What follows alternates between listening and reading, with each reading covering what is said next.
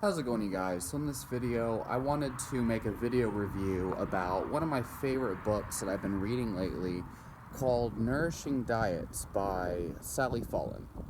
So Sally Fallon is, I believe, like the president of the Weston A. Price Foundation, which is essentially a foundation dedicated to nutrition research and things of that nature that continue on the studies of Weston Price. And Weston Price was basically a dentist and what we would call a anthropological nutrition researcher from the early 1900s. Weston Price, if you don't know him, most people probably do, essentially traveled the world and lived with and studied indigenous populations such as the Aboriginal Australian people, the Native Americans, the Native American Indians from North America, and then was it the South Pacific Islanders, the indigenous people of Hawaii and Tahiti? Is that Tahiti? People of the Inuit, etc., etc., etc. And so this book talks a lot about all of the populations Weston Price studied, but also talks about the blue zones, the people of Okinawa, people of Costa Rica. It talks about Asia in general, people from China and people from Japan. And it talks about, just first and foremost, all of these people's different diets and discusses the health outcomes of these people. And, you know, it also kind of highlights a lot of the facts and fallacies about blue zones that I've been talking about for years now. I've been talking about how Okinawans traditionally ate a large amount of their calories from pork fat. Even people of Costa Rica, you could find videos of the traditional people of Costa Rica, hunting monkeys and eating them.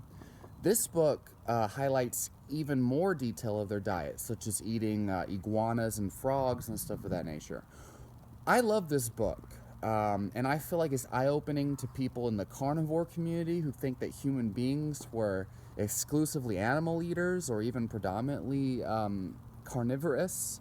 I mean, animal protein and animal foods were a gigantic part of the human diet, no doubt.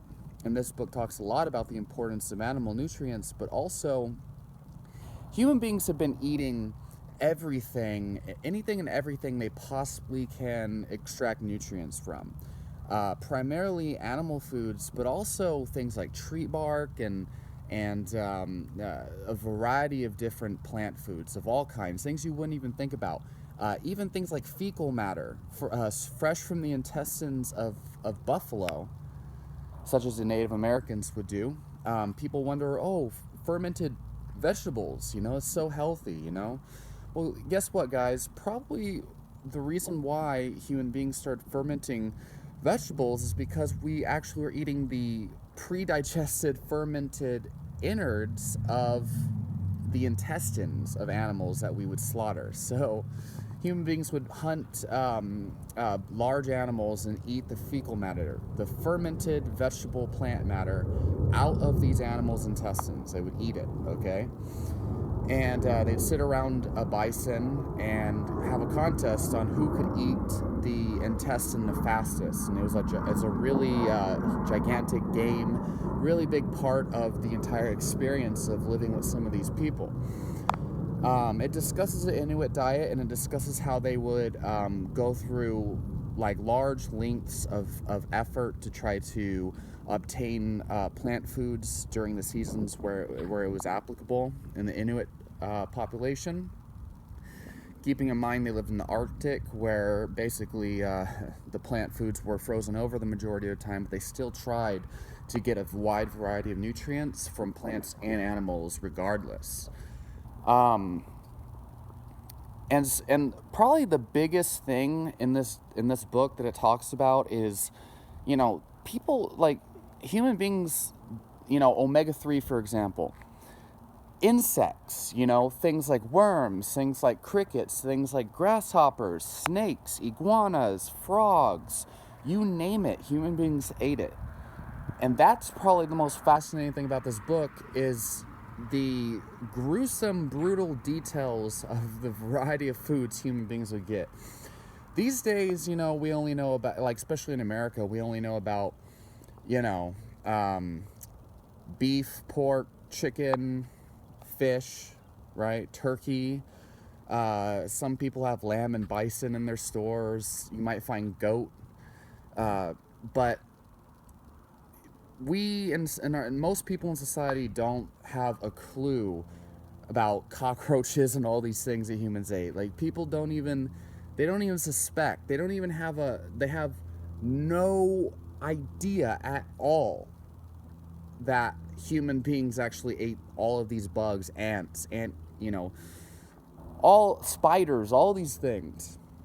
Human beings are all scared of cockroaches, scared of these bugs. We're completely detached from our natural eating tendencies, and it's fascinating when you read this book and you realize just how disconnected human beings are from their natural diet. It's insane. We're all scared of cockroaches and try to get the exterminator and whatnot. Little do we know, damn, we have free food in our house. Not that I would recommend eating that, but I'm just saying, and then not to mention they'd eat it raw, they eat it cooked, whatever way was possible. And then, beans, whole grains and stuff like that, it would take weeks. It would take days and weeks to prepare a batch of beans or whole grains to be able to be safe for consumption. People eat things like beans and whole grains and wonder why they're so gassy, they have bloating and all these things. And they talk about the specific type of fiber that might be in these plant foods, but they don't realize the populations who actually ate these foods took large amounts of their time to prepare them to be able to be digested. So while we have all these nutrition experts who, freak out over the importance of fiber and soluble fiber and eat your beans because of the prebiotic fiber, right? The bottom line is, first of all, these foods were survival foods. Second of all, if you're going to eat them, days and weeks of preparation, soaking, sprouting, fermenting, making congee by boiling them into oblivion, pounding and grinding these foods to make them digestible. That is what human beings had to do for so long, and we don't do that anymore. So anyway, read the book to really get the full scope of what I was just talking about. Beyond that, what I really love, beyond the amazing variety of bugs and other types of animals and plants that humans were eating for so long, of course it talks about the Asian diet, which, I think is fascinating how many people think, oh, they eat a plant-based diet. Guy, Chinese and Asian people are some of the few populations of humans that still eat eyeballs, that still eat brains, that still use bugs and stuff like that as a part of their diet or as part of medicine. They're one of the few populations that do such a thing, and that's something you only find in America in the carnivore community. Asians have been doing that for years and years and years. Anyway, and there's a huge push for plant-based diets, and they use the China study as an example. Like, the China study, really? They're plant-based, huh? Yeah, okay. Look through a complete encyclopedia of Chinese medicine and tell me those motherfuckers are plant-based. It's not true. You could find videos of families that hunt and gather their food in Asia, large amounts of beef ribs and stuff like that. And it was even more extreme, hundreds of years ago. Anyway, where was I going with this? The thing is, though, human beings are not carnivorous. They if they have to be, they could be. Human beings could live most people, what it seems like is most people can live on, animal foods alone. There are pretty good examples of that from this book. We all know about the Maasai and the Inuit. And we see these people who are eating for decades just mostly muscle meat, not even nose to tail, and they're living fine. But the thing is, it's not the natural human diet. And you don't have to eat carnivorous to be healthy. So I think the carnivore idea that, oh, it's the human's natural diet, like when you read this book, you realize, that's probably not true. Unless you really, really want the hype of the carnivore type nutrition tribe, then sure, go for it. But it's not factually correct. And obviously, we know veganism as a natural human diet is a fallacy, 100%. Even apes, much more frequently than a lot of zoologists and whatnot might claim, even apes eat a large amount of their calories from animal foods, and it seems to be a lot more than most zoologists and whatever the fuck you call the people who study those motherfuckers seem to claim. I see new videos and pictures of apes eating other apes, and apes eating even like small carnivorous cats on a regular basis these days. So, yeah.